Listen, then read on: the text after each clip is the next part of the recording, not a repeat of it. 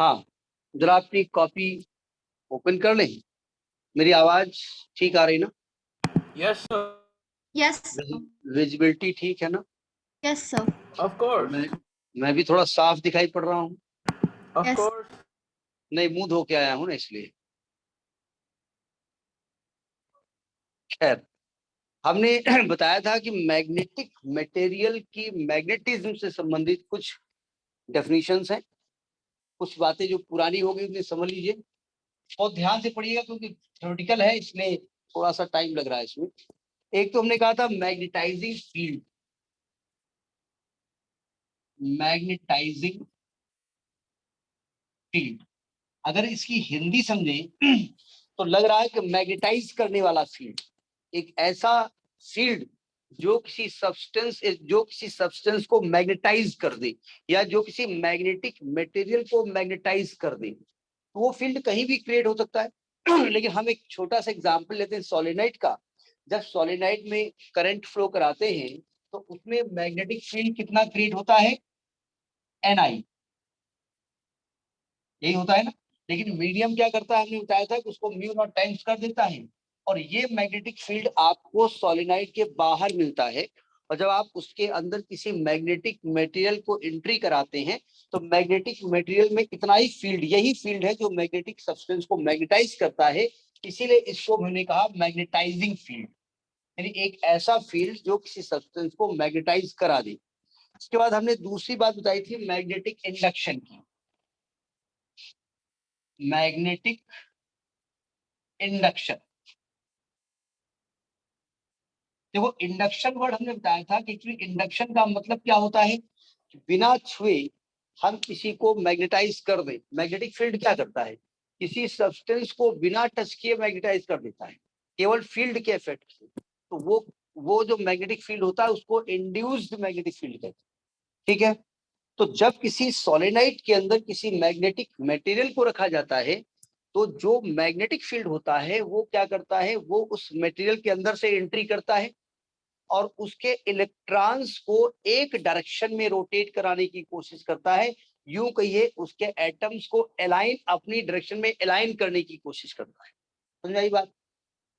Yes, तो sir. जब उसके इलेक्ट्रॉन्स मैग्नेटिक फील्ड की डायरेक्शन में अलाइन होने लगते हैं तो इलेक्ट्रॉन्स का एक डायरेक्शन में रोटेट करना मतलब एक छोटा सा इलेक्ट्रिक करंट का लूप बनाना एक डायरेक्शन में, और एक डायरेक्शन में बनाएगा तो उसके अंदर जो करंट होगी उसको हमने कहा था कि आप उसको मैग्नेटाइजिंग सरफेस करंट कह सकते हैं। उसकी सरफेस से जो करंट हुई है और इसकी वजह से जो मैग्नेटिक फील्ड क्रिएट हुआ है वो NIM, म्यू नॉट NIM। ये मैग्नेटिक फील्ड किसका है? उस मटेरियल के अंदर जो मैग्नेटिक फील्ड क्रिएट हुआ है उसको हमने कहा भाई, उसका नाम हमने क्या दिया था? BM। ये मटेरियल के अंदर जो मैग्नेटिक फील्ड अपने आप क्रिएट हुआ है because of the alignment of electrons, because of the alignment of atoms. ठीक है, तो जो टोटल मैग्नेटिक फील्ड जो क्रिएट हुआ है उसके अंदर वो कितना हुआ था? B0 plus BM। B0 बोले तो mu not NI plus mu naught NIM, तो म्यू नॉट कॉमन ले लिया, I plus IM into N। तो ये मैग्नेटिक फील्ड हमने नेक्स्ट क्लास, पीछे वाली क्लास में इसको बताया था, याद है? इसके बाद हमने बात की थी magnetising field intensity. Magnetising field intensity नाम से लग रहा है ऐसी फील्ड इंटेंसिटी जो किसी सब्सटेंस को मैग्नेटाइज करने के लिए हो। अब देखिए आपके साथ वो तो ये लिख चुके हैं आप जी, नहीं, किसी भी सोलेनाइड में जब करंट फ्लो कराते हैं तो उसके अंदर जो मैग्नेटाइजिंग फील्ड बनता है वो बनता है म्यू NI, यही बनता है ना। अब Yes, एक्चुअली sir. होता क्या है, ये जब मैग्नेटिक फील्ड बाहर निकल के आता है तो मीडियम अपनी परमेबिलिटी के हिसाब से उसको छोटा कर देता है, लेकिन ये बनता यही है, यही फील्ड है जो सोलेनाइड ने बनाया है। सोलेनाइड से पूछा जाएगा ये मिस्टर सोलेनाइड तुमने कितना मैग्नेटिक फील्ड बनाया, तो उसने कहा मैंने तो NI बनाया था। तो हमारे पास Ni क्यों नहीं पहुंचा? तो वो कहेगा भैया मीडियम ने उसको कम कर दिया है। कितना कर दिया है? म्यू नॉट कर दिया है। तो जो सोलेनाइड बना रहा है फील्ड, उसको कहेंगे H, तो कहते हैं मैग्नेटाइजिंग फील्ड इंटेंसिटी। ये आई करंट है, ध्यान रखिएगा, ठीक है। अलग अलग बुक में नाम अलग अलग हो सकते हैं। तो जैसे कोई बुक आप पढ़ रहे हैं तो उसको ये ध्यान से देख लीजिएगा, सब में मैग्नेटाइज लगा होगा, मैग्नेटिक लगा होगा, तो उसमें ध्यान से पढ़ लीजिए वो कहना क्या चाहता है, ठीक है। उसके हिसाब से उसकी डेफिनेशन देखिएगा। सो अगर यहाँ पर बी नॉट की बात करें तो आप कहेंगे बी नॉट को लिख सकते हैं mu naught times of H, या म्यू नॉट की बात करें तो बी नॉट अपॉन एच हो जाएगा। अगर मुझे मैग्नेटिक परमेबिलिटी या परमेबिलिटी निकालना हो तो आप कह सकते बी नॉट अपॉन एच होता है। यहां तक हम बात कर चुके थे, कोई दिक्कत? अब लिखिए इंटेंसिटी ऑफ मैग्नेटाइजेशन। नेक्स्ट है इनको नोट कर लिया था, ना नोट कराओ तो फटाफट एक बार नोट कर लीजिए। आज मेरी कोशिश ये होगी कि मैं थोड़ी थोड़ी बातें बताता हुआ काफी कुछ इसको खत्म कर दूं, क्योंकि थ्योरेटिकल है बहुत ज्यादा। लास्ट ईयर तो ये कुछ चीजें तो खत्म कर दी थी, जो 30% सिलेबस कम हुआ था। इस बार भी शायद कम हुआ, अभी हमने सिलेबस देखा नहीं है प्रॉपर्ली। नोट कर लिया? Yes sir. अच्छा, अब आते हैं इंटेंसिटी ऑफ मैग्नेटाइजेशन। मतलब कितना सब्सटेंस में मैग्नेटाइजेशन क्रिएट हुआ। इंटेंसिटी ऑफ मैग्नेटाइजेशन जरा ध्यान से समझिएगा। इंटेंसिटी ऑफ मैग्नेटाइजेशन, मैग्नेटाइजेशन जरा समझिएगा। आपने कहा कि हमने एक्सरसाइज मैथमेटिक्स की लगाई थी, सभी क्वेश्चन सॉल्व कर लिए, पूरी एक्सरसाइज खत्म कर दी। अर्णव साहब ने कहा कि हमने तो वह 25 क्वेश्चन ही लगाए थे।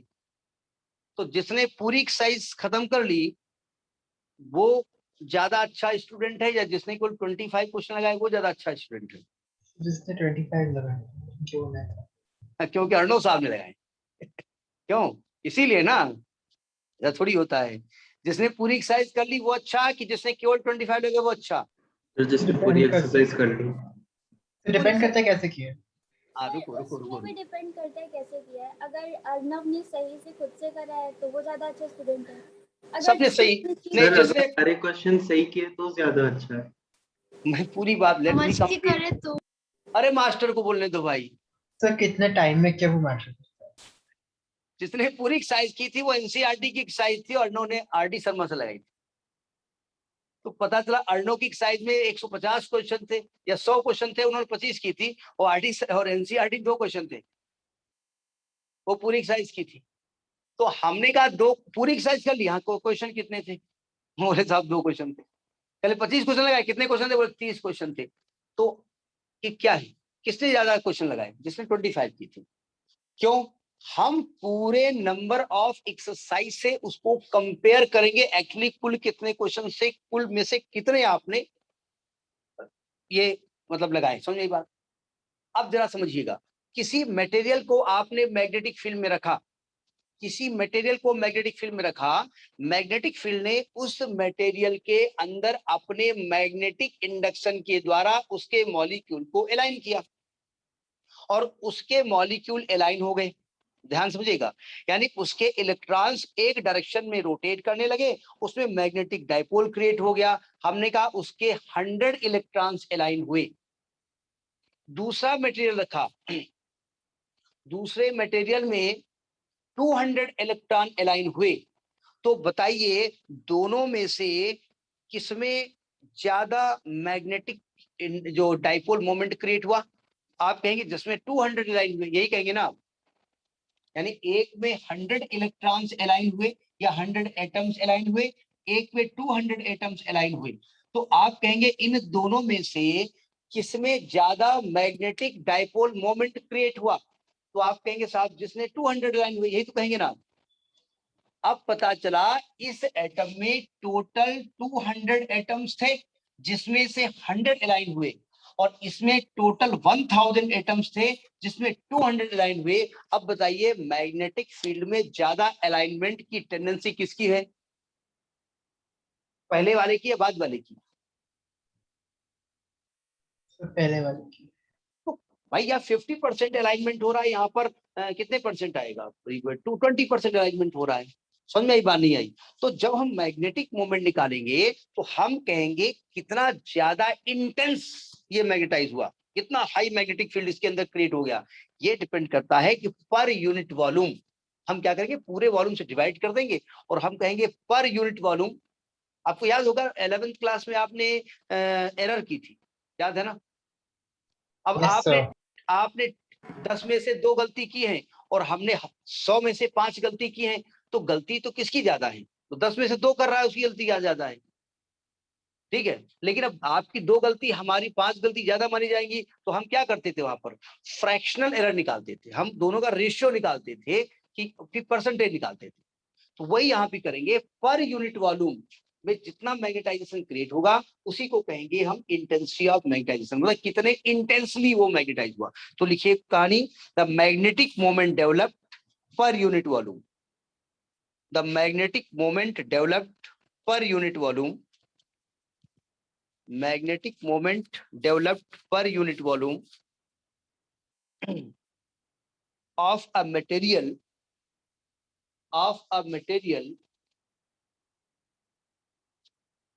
when placed in a magnetizing field when placed in a magnetizing field is called intensity of magnetization, is called intensity of magnetization और मैग्नेटाइजेशन, केवल मैग्नेटाइजेशन भी कहते हैं, इंटेंसिटी ऑफ मैग्नेटाइजेशन और मैग्नेटाइजेशन एंड गिवन बाय देखो जरा ध्यान समझिएगा, हम इंटेंसिटी ऑफ मैग्नेटाइजेशन को कैपिटल एम से डिनोट करते हैं, कुछ बुक्स में इसको आई से डिनोट किया गया है, ध्यान रखिएगा, ये इंडिकेशन पे मत जाइएगा। जैसे मैग्नेटिक डायपोल मोमेंट को आप किससे इंडिकेट करते हैं, स्मॉल एम से करते हैं कुछ बुक्स इसको कैपिटल एम से लिखते हैं, तो उसमें कंफ्यूज मत होइएगा। हम फिलहाल कैपिटल एम या आई दोनों हम लिखे दे रहे हैं, ये आई करेंगे तो कंफ्यूजन हो जाएगा करंट से, इसलिए आप आई मत लिखिएगा। तो M is equal to magnetic dipole moment per unit volume, दोनों वेक्टर क्वांटिटी है एम और एम।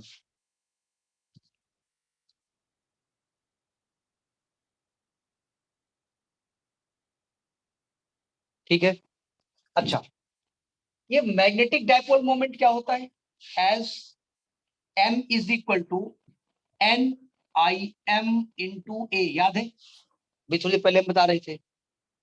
Actually Yes, sir. किसी मटेरियल को जब हमने रखा था तो उस मैग्नेटिक फील्ड ने क्या किया था, उस मटेरियल के इलेक्ट्रॉन्स को अलाइन किया, तो जो उसके अंदर करंट फ्लो हुई उसको मैंने मटेरियल करंट बोला, तो ये उसकी एरिया, ये नंबर ऑफ टर्न्स। तो एक और फॉर्मूला आपके पास बना, capital M intensity of magnetisation is equal to, इसको लिखेंगे N I M into A upon capital V. यहाँ पर डायरेक्शन से मतलब ना करिएगा, तो यानी कि ये हम जरा यहाँ पर कुछ रिलेशन बताइए, वी कहाँ ले जाएं, वी क्या है, वॉल्यूम, ध्यान से समझिएगा, N I M into A, V को क्या लिखे हम, एरिया बेस इंटू लेंथ लिखेंगे ना, तो Yes, एरिया sir. बेस ए हो जाएगा, लेंथ कितनी लिखे हम, लेंथ की जगह क्या लिखें, 1, क्यों, क्योंकि एन आप क्या ले रहे हो, number of turns per unit ले रहे हो ना, तो आप जितने लेंथ के बारे में बात कर रहे हो, जितने नंबर ऑफ टर्न्स के बारे में बात कर रहे हो, उसकी लेंथ क्या है 1, तो इंटू 1 कर दें, यानी एक फॉर्मूला आएगा एन इंटू आई एम। ये आपका मैग्नेटिक डायपोल मोमेंट का एक और फॉर्मूला हो गया।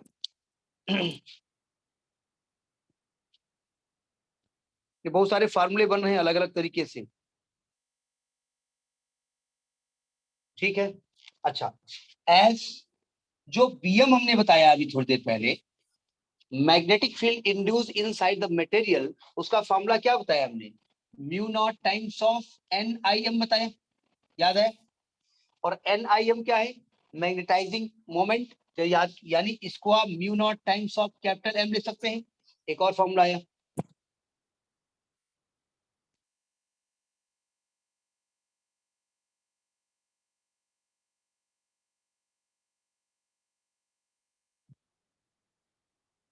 ठीक है। बहुत सारे फार्मूले बनते जा रहे हैं, थोड़ा सा ध्यान से पढ़िएगा। एक नोट लिखिए, एक फॉर्मूला अभी हम बता चुके हैं कि as B is equal to B naught plus BM, ये फॉर्मूला भी हमने बताया से पहले, लिखवाया से पहले। और B को हमने क्या बताया, mu naught times of NI और प्लस ये mu naught times of NIM बताया गया, याद आया।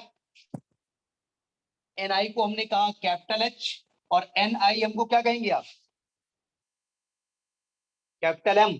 तो एक फॉर्मूला और बनेगा, mu naught times of capital H plus mu naught times of capital M। तो mu not common, capital H plus capital M। समझ में आ रही बात। इस कैपिटल M में कंफ्यूज ना होइए, ज्यादातर बुक्स इसको I से इंडिकेट करते हैं क्योंकि यहाँ इंटेंसिटी लगा हुआ है। अब चूंकि हम NCERT में स्मॉल m उसको माने थे, हमने कैपिटल M माना है, तो कंफ्यूज मत होइएगा।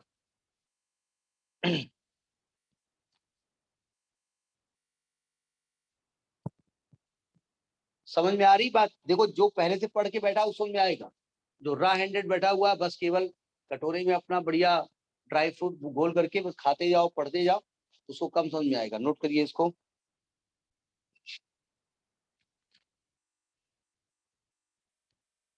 हो गया। अब लिखिए मैग्नेटिक परमेबिलिटी। वैसे तो पढ़ चुके हैं आप, लेकिन हल्का से इसको बताया गया है, मैग्नेटिक परमेबिलिटी।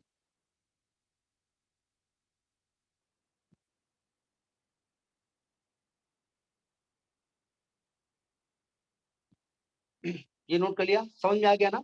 ये हम इस्तेमाल करेंगे बार बार फॉर्मूला, सावधानी वहां नहीं बताया जाएगा हम कहाँ से लिखेंगे। ये नोट वाला फॉर्मूला जरूर याद रखिएगा। ये रब करें, Yes, sir. सभी को समझ में आ रही बात। इसको 1 क्यों लिखा हमने, क्योंकि हमने आप यहाँ पर number of turns per unit length लिया, इसलिए लिखा है। जरा समझें, मैग्नेटिक परमेबिलिटी। थोड़ी देर पहले हम एक फार्मूला बता रहे थे, देखिए देखिए, जो H हमने बताया था वो था NI। H क्या था कि कोई भी सोलेनाइड कितना मैग्नेटिक फील्ड बनाता है, वो H था, ठीक। लेकिन ये मैग्नेटिक फील्ड जैसे ही मीडियम में आया, वैक्यूम में आया, सोलेनाइड के अंदर एयर है, वैक्यूम है, तो वैक्यूम ने क्या किया, इसकी वैल्यू म्यू नॉट टाइम्स कर दी, इसको हमने कहा B। यानी कि अगर हम देखें तो B is equal to mu naught times of H, तो म्यू नॉट की वैल्यू B अपॉन H हो गई। समझ में आई बात। ये म्यू नॉट क्या है, ये है परमेबिलिटी ऑफ फ्री स्पेस। मतलब फ्री स्पेस में जितना मैग्नेटिक फील्ड है और जितना जो अवेलेबल है और जितना वो सॉलिनाइड बना रहा है, उसके रेशियो को कहते हैं परमेबिलिटी ऑफ फ्री स्पेस। समझ में आई बात। तो अगर वो जो फ्री स्पेस है वहां कोई मीडियम होता, मतलब वहां पानी भरा होता, वहां पर लोहे का बुरादा भरा होता, तो ये म्यू क्या बन जाता, म्यू नॉट, ये बन जाता म्यू। तो आप कहेंगे कि बी और एच का रेशियो क्या कहलाता है, उस मीडियम का मैग्नेटिक परमेबिलिटी। और अगर हम फिजिकल डेफिनेशन की बात करें तो मैग्नेटिक परमेबिलिटी का मतलब क्या होता है, कोई भी मीडियम में अगर कोई सब्सटेंस रखा हुआ है तो वो मीडियम उसको उसके अंदर से कितना मैग्नेटिक फील्ड जाने देगा, अलाउ करेगा, परमिट करेगा, वो उसकी परमिबिलिटी होती है। तो थोड़ी थ्योरी लिखिएगा। मैं डेफिनेशन ये लिखवा रहा हूँ, फिजिकल नहीं लिखवा रहा हूँ। The ratio the magnetic permeability may be defined as the magnetic permeability may be defined as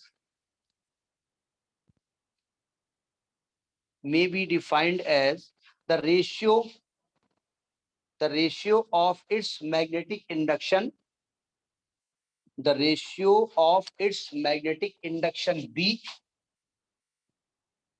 magnetic induction B मतलब कितना उसके अंदर मैग्नेटिक फील्ड अवेलेबल हो रहा है to the magnetic intensity H, और कितनी मैग्नेटिक फील्ड की इंटेंसिटी वहां अवेलेबल है to the magnetic intensity H and given by mu is equal to V upon H। इसको कहते हैं परमेबिलिटी किसी मटेरियल की जिसके अंदर ये मैग्नेटिक फील्ड एंट्री मार रहा है। ठीक है, इसकी डायमेंशन आप अपने आप निकालेंगे, वो मैं नहीं निकलवा रहा हूं। अब लिखिए रिलेटिव परमेबिलिटी। रिलेटिव परमेबिलिटी ये पीछे पढ़ चुके हैं आप, वो रिलेटिव परमिटिविटी, वैसे ये यहाँ डिफाइन हो रहा है relative permeability.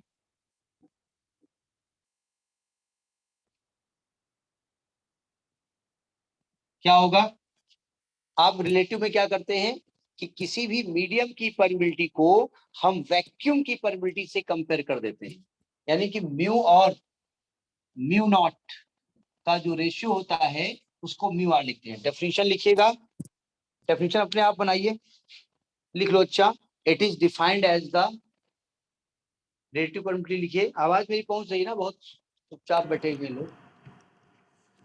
Sir, I'm there. अच्छा, तुम जब बोले वाले तुम्हारा पता नहीं ये कोई जो सिस्टम तुम्हारा भी है, जैसे आप ऑन करते एकदम से लगता है कि नहीं, एक नहीं होता है, एक ऑरा बन जाता है कि आवाज आने वाली है। Very good. देखिए, the ratio of the permeability of the medium to the permeability of the free space.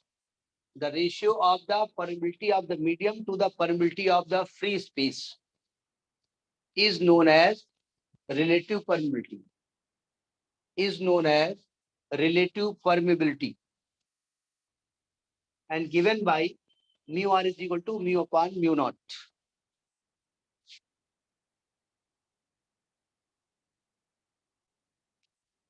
Sir एक बार फिर से प्लीज। ये म्यू क्या है, परमिबिलिटी ऑफ द मीडियम है। म्यू नॉट क्या है, परमिबिलिटी ऑफ फ्री स्पेस है। तो मीडियम की परमिबिलिटी और फ्री स्पेस की परमिबिलिटी का जो रेशियो होता है उसको हम कहते हैं रिलेटिव परमिबिलिटी। तो लिखिए the ratio of the permeability of the medium to the permeability of the free space. The ratio of the permeability of the medium to the permeability of the free space is known as relative permeability. Relative permeability and given by this formula mu r is equal to mu upon mu naught. देखिए, generally हम vacuum में mu की value क्या मानते हैं, mu naught 1 मानते हैं, और हम एयर में भी 1 मानते हैं। तो एयर में 1 होती नहीं है, लेकिन बहुत इस्तेमाल होती है 1.0000004, करीब 4-5 जीरो के बाद 4, इसलिए बहुत छोटी वैल्यू होती है, इसलिए 1 मान लिया जाता है।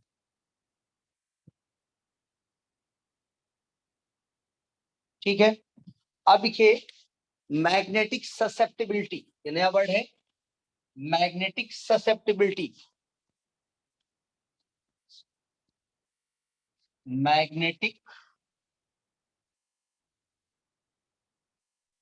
ससेप्टिबिलिटी,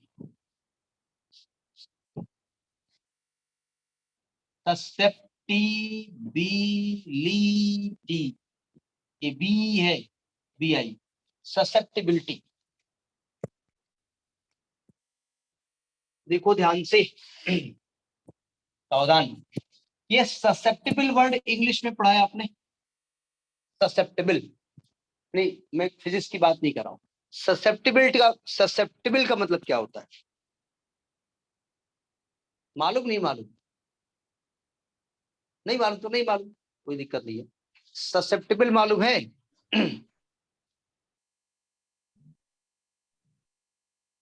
नो, नो या यस?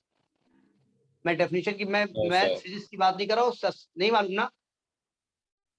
देखिए, आपने कुछ लोगों को देखा होगा, जरा सा भी मौसम चेंज हो जुकाम हो जाता है। ससेप्टेबल इसकी कितनी जल्दी इन्फ्लुएंस हो जाती है।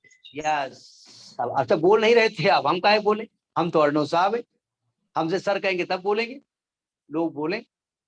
ससेप्टिबल मतलब होता है जैसे हल्का सा मौसम चेंज हुआ तो कुछ लोग रुमाल में इकट्ठा करना शुरू कर देते हैं, शुरू हो गए, और कुछ लोग कोई फर्क नहीं पड़ता। यानी कि आप किसी मौसम के साथ कितने ससेप्टिबल हैं, जल्दी इन्फेक्ट हो जाते हैं। समझ में आया? किसी मटेरियल को हमने मैग्नेटिक फील्ड में रखा, मैग्नेटिक फील्ड हल्का से बढ़ाया, वो भाई साहब मैग्नेटाइज हो गए, यानी वो मैग्नेटिक फील्ड के लिए बहुत ज्यादा ससेप्टेबल है। अब इसका मतलब समझ में आया कि कोई भी मटेरियल मैग्नेटिक फील्ड में रखने पर कितनी जल्दी मैग्नेटाइज हो जाता है। आप किसी को क्वेश्चन बताइए, 10 बार बताइए, 11वीं बार खड़े भाई आई एम नॉट गेटिंग। एक को आधा हल्का से बताइए इसमें ऐसा ऐसा होता है, हाँ अच्छा ठीक, हाँ से लग जाएगा, तो वो ज्यादा ससेप्टेबल है। तो इस वर्ड का मतलब समझ में आया? तो अगर फिजिक्स की भाषा में हम कहें तो हम कहेंगे किसी मटेरियल को मैग्नेटिक फील्ड में रखने पर वो कितनी जल्दी मैग्नेटाइज हो जाता है। मान लिया उस किसी मेटल में 1000 मॉलिक्यूल है, 1000 मॉलिक्यूल है, हमने मैग्नेटिक फील्ड में रखा, हल्का सा मैग्नेटिक फील्ड बढ़ाया, उसके 1000 मॉलिक्यूल अलाइन हो गए। दूसरा रखा मटेरियल, हमने उतना ही बढ़ाया, उसके 100 मॉलिक्यूल अलाइन हुए, और बढ़ाया 200 हुए, और बढ़ाया 300 हुए, और बढ़ाया बोले नहीं होंगे, बहुत हो गया, 300 के आगे हो ही नहीं रहे। तो यानी कि जिसके पूरे के पूरे मॉलिक्यूल हो गए थे वो ज्यादा ससेप्टेबल है। तो पहले इस वर्ड का मतलब समझ में आया? तो पहले इसकी फिजिकल डेफिनेशन आप लिखेंगे कि किसी भी मटेरियल को मैग्नेटिक फील्ड में रखने पर उसके मैग्नेटाइज होने की जो एबिलिटी होती है वो उसकी ससेप्टिबिलिटी होती है। तो लिखिएगा magnetic susceptibility, magnetic susceptibility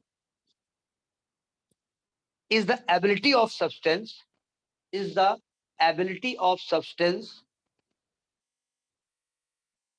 ability of the substance to take up magnetization, to take up magnetization when placed in magnetic field, when placed in magnetic field।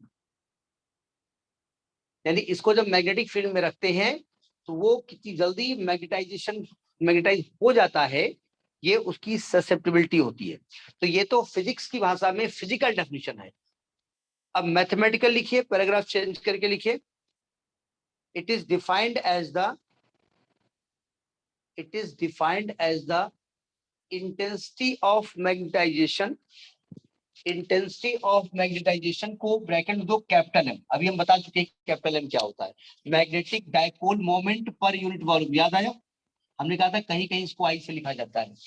It is defined as the ratio of the intensity of magnetisation capital M to the magnetic field intensity capital H, to the magnetic field intensity capital H,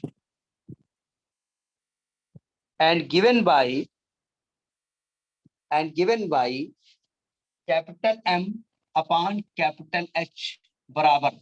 अब जरा यहाँ जो magnetic susceptibility का जो indication है इसमें बड़ा confusion है, अलग अलग टीचर्स इसको अलग अलग नाम देते हैं। ठीक है, हमने कहीं पढ़ा है कि किसी ने इसको जीटा कहा है, जीटा ऐसे नहीं बनता है, जीटा 8 के आकार का ऐसे कुछ बनता है, ये एमएससी लेवल में वर्ड यूज किया गया। कुछ लोग इसको साई कहते हैं, साई ऐसे बनता है।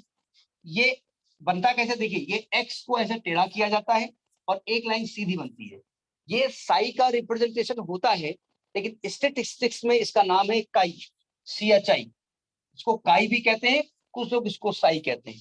इसलिए इस वर्ड पे मत जाइए, काई और साई दोनों वर्ड माने जाएंगे। लेकिन कुछ लोग जीटा कहते हैं, जीटा वर्ड ये नहीं होता है, जीटा कुछ ऐसा होता है।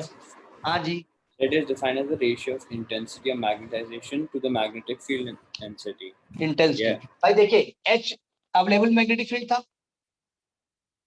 H क्या था? अवेलेबल मैग्नेटिक फील्ड H ही था ना, वो मीडियम ने कम Yes, कर दिया sir. था, उसको अलग की बात है। और ये क्या था, वो कितना मैग्नेटिक मोमेंट उसके अंदर क्रिएट हुआ पर यूनिट वॉल्यूम, ये रेशियो कहलाता है मैग्नेटिक ससेप्टिबिलिटी। इसको काई एम लिखते हैं कि काई में ये जो एक्स होता है ना, ये वाली लाइन थोड़ा सा टेढ़ी होती है और ये वाली सीधी होती है, इसको काई कहते हैं, CHI। हम काई कहते हैं, कुछ लोग साई कहते हैं, लेकिन एक्चुअली में ये काई है क्योंकि हम कहते हैं, ऐसा थोड़ी होता है। लेकिन कुछ लोग साई कहते हैं, साई चूंकि ऐसे बनता है, ये ऐसे बनता है, तो कुछ लोग ऐसे कर देते हैं, ये ऐसे बना ऐसे तो साई होगा। ठीक है, साई भी कह सकते हो। स्टेटिस्टिक्स में इसका नाम काई है, इसलिए मैं काई बोल रहा हूँ। CHI काई, ये चाई नहीं है, काई। समझ में आ गया? अब बहुत सारे इंडिकेशंस आपने पढ़े, BM पढ़ा, B पढ़ा, B0 पढ़ा, H पढ़ा, M पढ़ा, काई पढ़ा। सबको एक बार देख जाओ, इन सब में एक रिलेशन निकालने जा रहे हैं। देखिए रिलेशन बिटवीन अब बिटवीन ही कहिए, between magnetic permeability and magnetic susceptibility, magnetic permeability mu and magnetic susceptibility chi M, magnetic permeability mu and magnetic susceptibility chi M. अब जरा बहुत ध्यान से समझिएगा, ये जहां पर आएगा उसको आप लिखेंगे काई एम। पहले आपके दिमाग में आ गया, ये जहां पर आएगा उसको काई एम लिखते हैं, ठीक है। और म्यू कहाँ लिखेंगे? जहां पर B/H आएगा उसको म्यू लिखेंगे। भाई पीछे पढ़ चुके हैं ना म्यू की डेफिनेशन, तो आप समझ लीजिएगा कि आपको म्यू चाहिए तो आपको B/H चाहिए, आपको काई एम चाहिए तो आपको M/H चाहिए। तो आपको ऐसा रिलेशन चाहिए जहां पर M हो, H हो और B हो। अब जरा पीछे पलटिए, कोई फॉर्मूला भी हमने पढ़ाया है, क्योंकि हम लिखेंगे वी नो दैट, बस उसी में आप फंस जाओगे। आपको बताना पड़ेगा वी नो दैट। समझे हम क्या कह रहे हैं? हमको काई एम चाहिए तो हमको M/H चाहिए, हमको म्यू चाहिए, हमको B/H चाहिए। तो एक B is ऐसा mu relation, naught H plus M. Yes we know that B is equal to mu naught H plus M। ये B क्या था? B0 plus BM। याद आया? किसी सोलेनाइड के अंदर मैग्नेटिक फील्ड जो क्रिएट हुआ था वो H था। कैपिटल में होना चाहिए यार, हम्म, कैपिटल होना चाहिए ना। हाँ अरे एक्चुअली में कैपिटल है, थोड़ा सा सेहत कम हो गई इसकी। देखिए किसी सॉलिडाइट ने जो मैग्नेटिक फील्ड क्रिएट किया था वो कितना था? H था। H बोले तो I इंटू ए, मीडियम ने म्यू नॉट कर दिया था, म्यू नॉट टाइम्स कर दिया था, वो B0 अवेलेबल था, तो B0 क्या था? Mu naught NIM, NI। याद आया? जब हमने मटेरियल को रखा था तो मैग्नेटिक फील्ड ने उस मटेरियल को मैग्नेटाइज कर दिया था, उसके अंदर मैग्नेटिक मटेरियल जो पैदा हुआ वो BM था, और BM और B0 को जोड़ा था, वही B आया था। याद आया? अच्छा अब ऐसा क्या करिए, आपको चाहिए क्या? B/H चाहिए, तो यहां से H कॉमन ले लो। B is equal to mu naught H common ले लिया, 1 प्लस M/H हो गया। H को इधर ले आओ तो B/H is equal to mu naught 1 plus capital M/H हो गया। अब जरा पहचान लो, B/H is what? Permeability of the medium, mu naught 1 plus M/H what? Chi M। अच्छा अगर मैं म्यू नॉट को इधर ले आता हूं तो म्यू नॉट यहाँ हो जाता है 1 प्लस काई M, और ये क्या है? रिलेटिव परमेबिलिटी, तो mu R is equal to 1 plus chi M। तो ये आपका परमेबिलिटी और मैग्नेटिक ससेप्टिबिलिटी में रिलेशन है।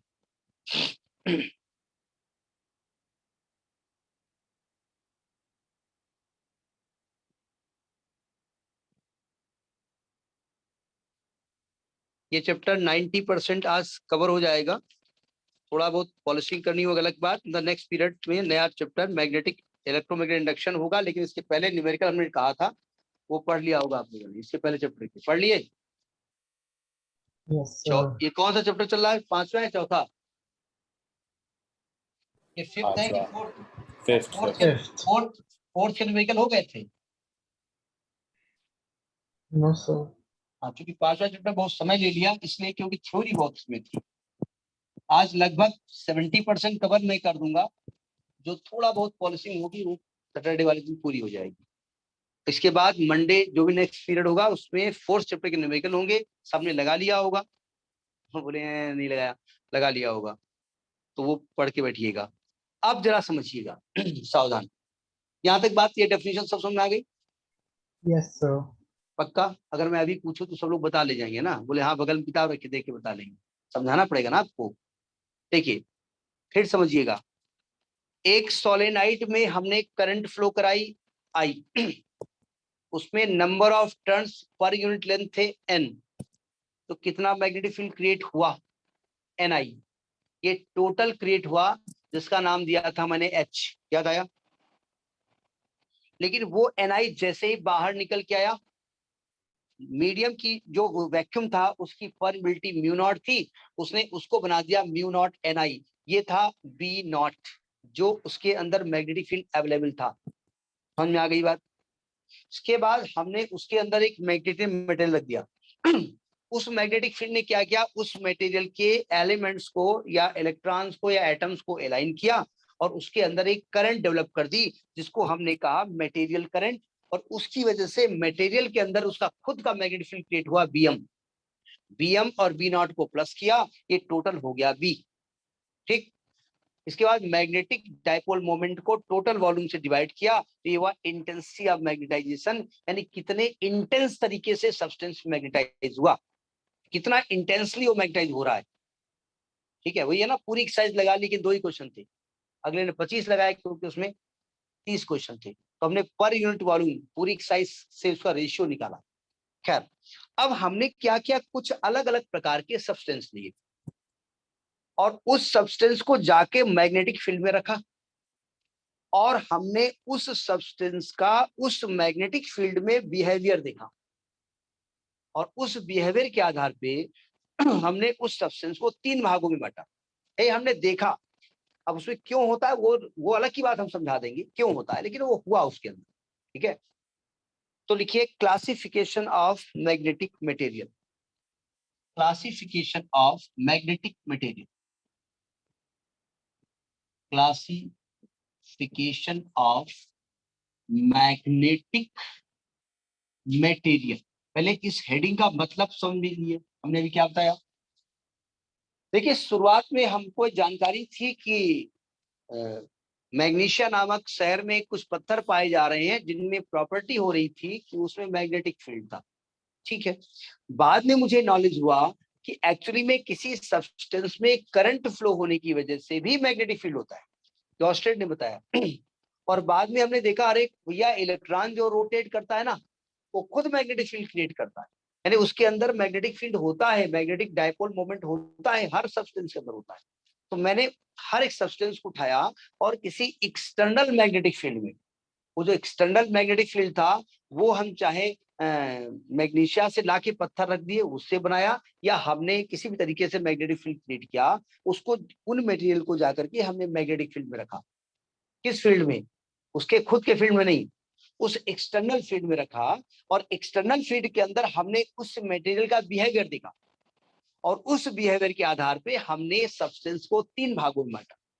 ठीक है, तो लिखिए on the behaviour of the substance in the external magnetic field, on the behaviour of magnetic substance, on the behaviour of, या on the sorry on the basis of the behaviour, on the basis of the behavior of magnetic substance in an external magnetic field, in an external magnetic field,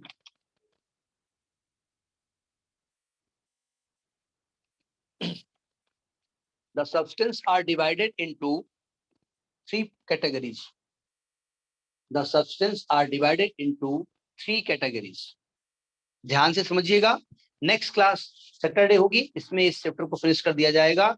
next week सभी लोग ध्यान से देखें, प्रज्ञा से सामने, प्रज्ञा पाठक नहीं, जिसका इसका नाम कुछ लोग सामने आते हैं ना, न्यूमेरिकल 4th चैप्टर के लगा लेना, उसी को डिस्कस किया जाएगा। 3 कैटेगरीज। नंबर 1 लिखिए diamagnetic substance, diamagnetic substance, DIA Sir, if होता I'm है। not wrong, the other 2 types are the types of magnetic material are paramagnetism, diamagnetism, वो and मैं बता रहा हूँ, अभी कुछ लोग इसमें ऐसे जिनको नहीं मालूम है, तो let me complete first of all, then you tell. Diamagnetic substance, diamagnetic, अब डाई नहीं बोल रहा हूं क्योंकि DI भी होता है, डायामैग्नेटिक सब्सटेंस। दूसरा होता है पैरामैग्नेटिक सब्सटेंस,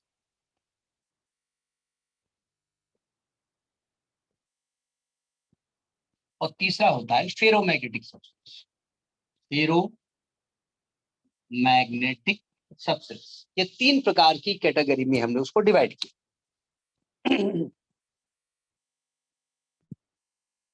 ठीक है, अब जरा समझिएगा हमने नाम कैसे देखे।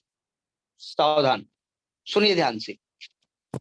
हम इस सब्सटेंस को मैग्नेटिक फील्ड में लेकर के आए, ध्यान से समझिएगा। हम किसी सब्सटेंस को मैग्नेटिक फील्ड में लेकर के आए तो एक सब्सटेंस ऐसा हुआ जो उस एक्सटर्नल मैग्नेटिक फील्ड को अपोज कर रहा था। ये कहां लेके आ गए, ये मैग्नेटिक फील्ड है ठीक, वो क्या कर रहा था, अपोज कर रहा था, हल्का अपोज कर रहा था, ज्यादा नहीं अपोज कर रहा था, तो उसका नाम क्या रखा, डायमैग्नेटिक सब्सटेंस। जो क्यों कर रहा था अभी बाद में बताया जाएगा। क्यों, कुछ सब्सटेंस ऐसे थे जिसको मैग्नेटिक फील्ड में रखने पर मैग्नेटिक फील्ड के अपोजिट डायरेक्शन में मैग्नेटाइज होते हैं, या यूं कहिए कि एक्सटर्नल मैग्नेटिक फील्ड को अपोज करते हैं, उसको कहते हैं डायमैग्नेटिक सब्सटेंस। समझ आई बात। दूसरे सब्सटेंस थे जो मैग्नेटिक फील्ड में रखने पर मैग्नेटिक फील्ड की डायरेक्शन में ही हल्के से मैग्नेटाइज हो जाते हैं, वो होते हैं पैरामैग्नेटिक सब्सटेंस। और कुछ सब्सटेंस ऐसे होते हैं जिनको मैग्नेटिक फील्ड में रखने पर वो मैग्नेटिक फील्ड की डायरेक्शन में स्ट्रांगली मैग्नेटाइज होते हैं, वो होते हैं फेरोमैग्नेटिक सब्सटेंस। तीनों का पहले मतलब समझ में आया क्या होता है, फिर समझिएगा। जो सब्सटेंस मैग्नेटिक फील्ड में रखने पर उसके अपोजिट डायरेक्शन में मैग्नेटाइज हो, यानी उसका विरोध कर, अपोजिट डायरेक्शन का मतलब क्या होता है, विरोध करना, तो वो क्या कहलाते हैं, डायमैग्नेटिक। जो मैग्नेटिक फील्ड की डायरेक्शन में हो लेकिन वीकली हो, फेबली, वो पैरामैग्नेटिक। जो स्ट्रांगली हो वो फेरोमैग्नेटिक। ये 3 प्रकार के सब्सटेंस पाए गए। सभी को समझ में आई बात। अच्छा, अर्णव साहब समझ में आया, सभी को समझ में आया, प्रज्ञा जी समझ में आया। Yes, sir. अच्छा सुनिए, ये 3 प्रकार के स्टूडेंट भी होते हैं, diamagnetic student, paramagnetic student, ferromagnetic student, जो कि यहाँ पर होंगे। आप सुनिए, ये डायमैग्नेटिक कौन से होते हैं। बेल लगी, मैथ्स टीचर अंदर आया, कुछ स्टूडेंट आ गए, ये क्या बताएं। सुबह देखा प्रेयर में सर की बाइक नहीं थी, एपी नहीं आया बोले नहीं आया, यार नहीं आया, बोले वो उधर खड़ा है देखो वो, अरे यार आया है। तो क्लास में आए तो मन हो रहा है ये भगवान बेकार घुसाया। ऐसे स्टूडेंट होते ही नहीं होते हैं क्लास में,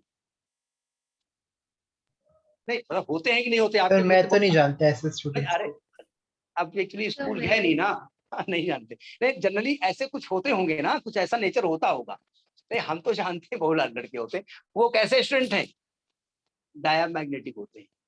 पैरामैग्नेटिक क्या होते हैं, टीचर आया, गुड मॉर्निंग सर, वर्क कर लिया, yes sir I have complete copy sir I have forgotten at the home. अच्छा मतलब ठीक है, आ गए तो आ गए, पढ़ा रहे हैं तो ठीक है, कह रहे हैं क्वेश्चन लगा लेते हैं, क्या दिक्कत है। काफी घर में भूल गए, कल ले आएंगे, कल आएंगे नहीं, परसों फिर भूल जाएंगे, लेकिन वो टीचर को सपोर्ट उतना करते हैं, ठीक है आ गए तो कोई बात नहीं। फेरोमैग्नेटिक सब्सटेंस जो बहुत ही अच्छे स्टूडेंट होते हैं, और अगर अच्छा टीचर कोई है तो जैसे क्लास में आएगा दे ऑलवेज उसका बड़ा वार्म वेलकम करेंगे, और फिर शुरू कर देंगे, 17वां क्वेश्चन नहीं आया, 18वां नहीं आया, 22वां नहीं आया, 23वां नहीं आया, और वे पसंद करते हैं टीचर को कि भाई वो अच्छी तरीके से पढ़ाए और हम उसको समझे ना सपोर्ट करना। तो वो फेरोमैग्नेटिक स्टूडेंट होते हैं। आप सब्सटेंस पढ़ रहे हैं, स्टूडेंट नहीं पढ़ रहे हैं, मैंने ऐसे बता दिया 3 प्रकार के स्टूडेंट। अब लिखिए डायमैग्नेटिक सब्सटेंस। अच्छा मैं लिखवा नहीं रहा हूँ। हाँ जी सर मैंने एनसीईआरटी के 6 चैप्टर के फॉर्मूला शीट तैयार करके रखे हैं। फार्मूला शीट फाड़ दो, फेंक दो। फार्मूला देखना मैं पसंद नहीं करता, इसलिए क्योंकि फार्मूला शुड बी हियर। आप बार बार फार्मूला देखोगे तो ठीक है, 2-4 बार देख लो, याद हो जाए, फिर उसको डिस्ट्रॉय कर दो, ठीक है। तो बार बार फार्मूला देखेंगे तो हमें फार्मूला देखने की आदत पड़ जाएगी। हमें याद है कि स्टूडेंट ने हमसे क्वेश्चन पूछा, हमने कहा फार्मूला बताओ, उसने पीछे पन्ना पलट दिया, तो हमने डांट दिया उसको उठा करके, भाई ये क्या कर रही हो। तब दूसरे दिन उसने मुझसे क्वेश्चन पूछा, मैंने पीछे पन्ना पलट दिया, उसने मुझको डांट दिया, सर आप क्यों देख रहे हैं पीछे, अभी तो कल आपने हमको डांटा था। तो हमने फट से फार्मूला प्रूव कर दिया 2 मिनट के अंदर। Now she is a manager in the state bank of India, मेरे यहीं पर जिस सिटी में हमें वहीं पर वो है, और बहुत अच्छी स्टूडेंट रही है। तो कुल मिलाकर के फॉर्मूला याद कर लीजिए, अच्छी बात शीट तैयार कर ली, बाद में फाड़ के फेंक दीजिएगा। सुनिए ध्यान से, तो मैं लिखवा नहीं रहा हूँ। तो डायमैग्नेटिक सब्सटेंस क्या होते हैं और क्यों होते हैं, जरा समझिएगा। देखो, मैं डायमैग्नेटिक सब्सटेंस की बात कर रहा हूँ, मैं लिखवा नहीं रहा हूँ, लिखा सब कुछ बुक में है, मैं समझा रहा हूँ। डायमैग्नेटिक कौन से होते हैं, जिनको मैग्नेटिक फील्ड में रखने पर फीवली मैग्नेटाइज होते हैं अपोजिट डायरेक्शन में। सावधान, देखिए होता क्या है, आपने क्वांटम नंबर पढ़ा होगा, principal quantum number, Yes, sir. Azimuthal Yes, sir. Magnetic spin, ठीक है। फिर आपने ये पढ़ा है कि भाई उसमें एसपीडीएफ होते हैं, एस के पास एक कमरा होता है, पी के पास 3 कमरे होते हैं, डी के पास 5 कमरे, कितने 5 होते हैं, कमरे कितने होते हैं, The patch. और Five. एफ के पास 7 कमरे होते हैं, ठीक है। और एस के पास एक कमरे में 2 लोग रह सकते हैं, इसके पास 6 लोग रह सकते हैं, इसके पास 10 रह सकते हैं, और एफ के घर में 14 लोग रह सकते हैं, ठीक है। अब यहाँ पर एक आदमी गया और वो एक कमरे में गया, एक ही व्यक्ति था, अगर दूसरा जाएगा तो अपोजिट मोमेंट में वो रहेगा। यहाँ पर आपने पढ़ा होगा, अगर 3 लोग हैं तो पहले पेयरिंग नहीं करेंगे, सिंगल सिंगल भरेंगे। किसका नाम था, पॉलिश था कि हुंड का नियम था, हिंड का था ना, पहले सिंगल सिंगल सिंगल भरते हैं, ठीक है। उसके बाद 3 लोग थे, 3 कमरे में एडजस्ट हो गए, चौथा गया इस कमरे में, 5वां इस कमरे में, छठा इस कमरे में, यही होता है ना। तो जिनके पास जो ये सबसेल्स कहलाती है, क्या कहलाती है, मैं मुझे केमिस्ट्री नहीं आती है, ये सबसेल्स कहलाती है, ये एसपीडीएफ क्या कहलाती है, जो सेल्स होती है सबसेल्स होते हैं ना, Yes, sir. और सबसेल्स के अंदर ये सेल सबसेल्स कहलाती है। देखिए, डायमैग्नेटिक सब्सटेंस वो होते हैं जिनके सबसेल्स में हमेशा पेयर में इलेक्ट्रॉन्स होते हैं, जिनके सबसेल्स में हमेशा पेयर में इलेक्ट्रॉन्स होते हैं। अब देखो, जब पेयर में इलेक्ट्रॉन्स होंगे तो उनकी स्पिन अपोजिट होगी, है ना। जरा सावधान, अब जरा समझिएगा, ये डायमैग्नेटिक सब्सटेंस के 2 इलेक्ट्रॉन हैं, एक ये इलेक्ट्रॉन है और एक ये इलेक्ट्रॉन है। वाह क्या सेल बनी है, तो रोटी ऐसी बन गई। लोग क्या बताए, आर्ट सीट में देखो, ये एक इलेक्ट्रॉन है, अब दोबारा बार नहीं होता, अच्छा ही बन जाएगा, गंदा बन सकता है। एक दूसरा इलेक्ट्रॉन है, ठीक है। इसमें अगर इलेक्ट्रॉन ऐसे रोटेट कर रहा है तो दूसरे में इलेक्ट्रॉन ऐसे रोटेट कर रहा है, इलेक्ट्रॉन रोटेट कर रहा है। इलेक्ट्रॉन रोटेट करने की वजह से माने ये करंट बन रही है, ये करंट हम दिखा देंगे, यानी इसमें इलेक्ट्रॉन ऐसे रोटेट कर रहा है, करंट ऐसे बन रही है, इसमें करंट ऐसे बन रही है, ठीक है। अगर इसमें करंट ऐसे बन रही है तो इसमें नॉर्थ पोल किधर क्रिएट हो रहा है, ऊपर की तरफ, यानी यहाँ मैग्नेटिक फील्ड ऐसे क्रिएट हो रहा है, ये नॉर्थ पोल है, और यहाँ नीचे साउथ पोल है। यहाँ पर क्या हो रहा है, करंट ऐसे फ्लो हो रही है, तो नीचे नॉर्थ पोल है और ऊपर साउथ पोल है। समझ में आई बात? यहाँ तक बात समझ में आ गई? दोनों को एक साथ देखिए। अब सावधान, किसी एक्सटर्नल मैग्नेटिक फील्ड में इसको लेके गए, अब मान लिया ये है एक्सटर्नल मैग्नेटिक फील्ड, ये एक मैग्नेट है, दोनों को एक साथ में बता रहा हूं, एक्सटर्नल मैग्नेटिक फील्ड है, क्या मैग्नेट है, और ये इसका नॉर्थ पोल है, ये इसका नॉर्थ पोल है। अब जरा बताइए, अगर ये मैग्नेट नीचे आने की कोशिश करेगा तो ये सामने वाली जो कॉइल इसको अपोज करेगी या प्रपोज करेगी? अब देखिए, अब चूंकि आपने रूल पढ़ा नहीं है, अब क्योंकि यहाँ यूज हो गया, करें क्या, एक लेंस रूल है। अभी फैराडे नियम पढ़ाया जाएगा। लेंस का एक रूल था कि कोई भी सब्सटेंस में मैग्नेटिक फील्ड जिस कारण से बनता है वो उसको अपोज करता है, यानी अगर नॉर्थ पोल को नजदीक लाओगे तो सामने वाला उसको अपोज करेगा, सामने नॉर्थ पोल क्रिएट कर देगा। देखो ध्यान से, नॉर्थ पोल अंदर आ रहा है, नीचे आ रहा है, तो सामने वाली कॉइल जो कि ऊपर नॉर्थ है वो क्या करेगी, वो साउथ क्रिएट करेगी या नॉर्थ क्रिएट करेगी?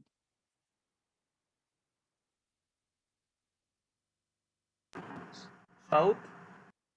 अरे वो रिपेल करना है भाई, उसको अपोज करना है, तो साउथ कैसे क्रिएट करेगी, सॉरी नॉर्थ करेगी। तो नॉर्थ ऑलरेडी उसमें था ही, तो और स्ट्रांगली नॉर्थ क्रिएट करेगी, तो इलेक्ट्रॉन का रोटेशन बहुत तेज बढ़ जाएगा, और तेज, जितना तेज बढ़ेगा उतना ज्यादा नॉर्थ क्रिएट होगा, तो यानी ये वाला इलेक्ट्रॉन अपना रोटेशन बढ़ा देगा। अब देखिए, शुरुआत में क्या था, शुरुआत में ये इलेक्ट्रॉन ऐसे रोटेट कर रहा था, ये ऐसे कर रहा था, इसका मैग्नेटिक मोमेंट डाउनवर्ड, इसका अपवर्ड, नेट मैग्नेटिक मोमेंट कितना था, 0। तो डायमैग्नेटिक में शुरुआत में नेट मोमेंट कितना होता है, 0 होता है। लेकिन अब देखिए, ये वाला नॉर्थ पोल और ज्यादा स्ट्रांग करने की कोशिश करेगा, क्योंकि इस नॉर्थ को उसे अपोज करना है, इस नॉर्थ को उसे अपोज करना है, ठीक है। तो ये अपनी स्पीड को बढ़ा देगा और दूसरा वाला अपनी स्पीड को घटा लेगा। दूसरी तरीके से समझिएगा, ये इलेक्ट्रॉन ऐसे चल रहा था, ये इलेक्ट्रॉन ऐसे चल रहा था। दूसरी तरीके से समझिएगा, हमने मैग्नेटिक फील्ड लगाया, इसको इस तरह ना समझिए, हमने मैग्नेटिक फील्ड लगाया। ये मैग्नेटिक फील्ड क्या चाहता है कि दोनों इलेक्ट्रॉन मेरी डायरेक्शन में हो जाओ, यही चाहता है ना। मैग्नेटिक फील्ड क्या चाहता है, वो कहता है सभी इलेक्ट्रॉन मेरी डायरेक्शन में हो जाओ। और इलेक्ट्रॉन क्या कहता है, वो उस कारण का विरोध करता है जिस कारण से वो प्रोड्यूस होता है। सुनिए ध्यान से, ये कह रहा है इलेक्ट्रॉन मेरी डायरेक्शन में हो जाओ, ये ऑलरेडी इसी की डायरेक्शन में थे, ये इसकी बात मानेंगे। Yes, sir. अभी मैं कह रहा हूं अपोज करता करो, बात मानेंगे। मैंने कहा वो अपोज करेगा, ये इलेक्ट्रॉन इसकी बात मानेगा, नहीं मानेगा। तो कैसे विरोध कतई करेगा, नहीं मानेगा। कैसे विरोध करेगा, वो अपनी डायरेक्शन बदलेगा नहीं, वो स्लो हो जाएगा। समझ में आई बात। मतलब देखिए, ये इलेक्ट्रॉन ऑलरेडी उसी डायरेक्शन में था जिधर मैग्नेटिक फील्ड था, और मैग्नेटिक फील्ड ने इसको आदेश दिया कि सभी इलेक्ट्रॉन मेरी डायरेक्शन में हो जाओ, चलो इधर चलो। तो ये वाला कैसे विरोध करे, वो तो उधर ही चल रहा था, वो थोड़ा स्लो हो गया विरोध नहीं हो गया। अच्छा, ये साहब किधर जा रहे थे, अपोजिट जा रहे थे, ठीक है। ये कैसे अपोज करेंगे, ये थोड़ा फास्ट हो जाएंगे। तो हो क्या रहा था कि एक इलेक्ट्रॉन स्लो हो गया, एक इलेक्ट्रॉन फास्ट हो गया। तो अब क्या दोनों के मैग्नेटिक मोमेंट एक दूसरे को कैंसिल करेंगे। Yes, sir. अरे जब एक स्लो हो गया एक फास्ट हो गया, मैग्नेटिक मोमेंट चेंज हो गया ना भाई। अभी क्या था, पहले इलेक्ट्रॉन का ये मोमेंट और ये मोमेंट सेम था, कैंसिल हो गया। अब इसकी ये स्लो हो गया है। अब अच्छा, कैसे स्लो इधर। होता है भाई, इलेक्ट्रॉन ऑर्बिट में रोटेट करता है ना, अगर स्लो करेगा तो करंट कम हो जाएगी। अगर Yes, भाई sir. देखिए, आपने मैग्नेटिक मोमेंट का फॉर्मूला Ni पढ़ा है ना, तो N क्या होता है, या तो नंबर ऑफ इलेक्ट्रॉन्स कहिए या नंबर ऑफ ऑसिलेशंस कहिए। तो अगर ये वाला इलेक्ट्रॉन अपने ऑसिलेशन कम कर लेगा तो इसका मैग्नेटिक मोमेंट घट गया, इसका मैग्नेटिक मोमेंट बढ़ गया। तो क्या ये दोनों एक दूसरे के मैग्नेटिक मोमेंट को कैंसिल करेंगे, Yes, sir. नहीं करेंगे। अब बताओ, अपोजिट वाला ज्यादा है या एलॉन्ग वाला ज्यादा है, अपोजिट वाला ज्यादा है, ठीक है। Yes. इसलिए अब लेकिन एलॉन्ग वाला इसको थोड़ा तो माइनस करेगा ना। अगर ये 50 है और ये 60 है तो ये 10 ही बचेगा, क्योंकि ये तो ऑलरेडी भले ही स्लो हुआ है लेकिन ये मैग्नेटिक फील्ड के सपोर्ट में है, स्लो हो गया अलग की बात है। तो नेट मैग्नेटिक फील्ड अभी भी इसके पास है। तो ऐसे सब्सटेंस अपोजिट मैग्नेटाइज होते जरूर हैं लेकिन फीवली मैग्नेटाइज होते हैं, इन्हें कहते हैं डायामैग्नेटिक सब्सटेंस। समझ में आई बात, समझ में आई कि नहीं बात है। यानी अगर इसको मैग्नेटिक फील्ड में रखा जाए तो ये क्या करते हैं, ये मैग्नेटिक फील्ड के अपोजिट डायरेक्शन में फीवली मैग्नेटाइज होते हैं, यानी वो रिपेल करने की कोशिश करते हैं। रिपेल करने का मतलब ये हुआ कि अगर मान लिया ये नॉर्थ पोल है, ये साउथ पोल है, और इसके अंदर कोई मैग्नेटिक मटेरियल रखा गया, ठीक है, तो ये अपोज करेगा। बताओ नॉर्थ के सामने कौन सा पोल क्रिएट हो जाएगा, नॉर्थ, और साउथ के सामने साउथ। अपोजिशन कैसे आप करेंगे, नॉर्थ के सामने नॉर्थ क्रिएट कर देगा, ये कर देता है, ये मतलब ये हो जाता है। तो जब मैग्नेटिक लाइंस पास होती हैं वो इसके अंदर से नहीं जाती, वो लाइंस इस प्रकार से बाहर बाहर निकल जाती, क्योंकि भाई साहब अंदर जाने नहीं देते ना, तो लाइंस बाहर से निकल जाती है इस प्रकार से। समझ में आई बात। तो अगर किसी मैग्नेटिक, अच्छा दूसरी बात, बस ज्यादा बातें नहीं, ठीक है।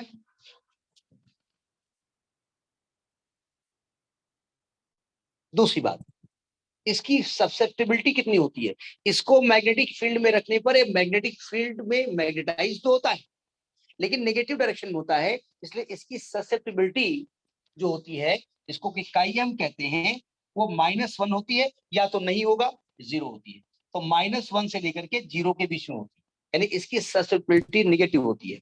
अब इसके बारे में बात करेंगे। 3 प्रकार के मेटल हैं, डाईमैग्नेटिक, पैरामैग्नेटिक, फेरोमैग्नेटिक। ज्यादा डिटेल में अंदर नहीं जाएंगे। Next class will be the end of this chapter, जिसमें हिस्टेरेसिस कर्व भी हमको पढ़ाना है, इसलिए पढ़ के बैठिएगा सब लोग। अर्नो साहब। सर हाँ जी। सर मैंने Yes, sir. चैट विंडो पे कुछ डाउट्स भेजे हैं आपको। कहाँ भेजे हैं? Chat window. नहीं, चैट विंडो तो इसमें हम नहीं देख पाते हैं ना, उसको डाउट्स सर पे अगर हम नेक्स्ट क्लास सर में अगर discuss काय 0 के बराबर होगा तो क्या होगा? क्या वो वो सब ना तो अपोज करेगा ना तो प्रपोज करेगा, चुपचाप बैठा रहेगा, मतलब डायमैग्नेटिक होगा या पैरामैग्नेटिक होगा? डायमैग्नेटिक होगा। आप अपने क्वेश्चंस को ग्रुप में भेज दीजिएगा, ठीक है? सर 2 और डाउट्स हैं। हाँ, आप अपने डाउट्स को ग्रुप में भेज दीजिएगा, उसको नेक्स्ट क्लास में डिस्कस कर लेंगे हम। ग्रुप में क्वेश्चन भेजिए है, चैट विंडो ध्यान नहीं करते हम, इसमें दिखता नहीं ना कुछ, इसको हम या तो उसको खोल के देखें। हाँ गई, बार बार खोलना पड़ता है ना उसको, उसका चैटिंग बटिंग लिखी तो है, कुछ नहीं दिया हुआ है। सर खैर, मैंने लिखा है व्हाट हैप। नहीं, ग्रुप में भेज दीजिएगा उसको, तो उसको हम बता देंगे, ठीक है? Okay sir. इस चैप्टर को सब लोग पढ़ के बैठेंगे, प्रज्ञा एंड कौन कौन है, पावनी and Vidisha and Bharat and Aman and और नाम इसमें नहीं आ रहे हैं, इतने आ रहे हैं, एंड हम एंड तुम एंड आन, ठीक है? Good night. Good night sir. Thank you, sir. Right, sir.